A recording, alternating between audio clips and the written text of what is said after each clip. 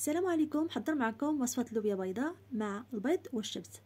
نضيفوا 3 المعالق كبار من الزبدة بلدية، ومن الدبلينة نضيفوا بصلة واحدة مقطعة مكعبات، 4 فصوص من الثوم مفروم، نصف ملعقة صغيرة من الخرقوم، ونخلطوا الكل ونخليه مدة 3 دقائق.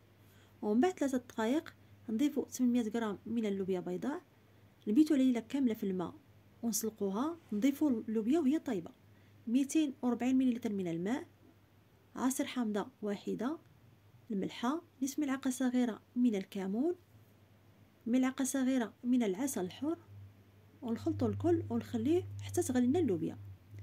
ومن تغلي لنا اللوبيا نضيفوا 100 غرام من الطماطم سوريز، نصف ربطة من الشبت مفروم، البزار، ونخلطوا الكل ونخليه مدة 5 دقائق على نار خفيفة.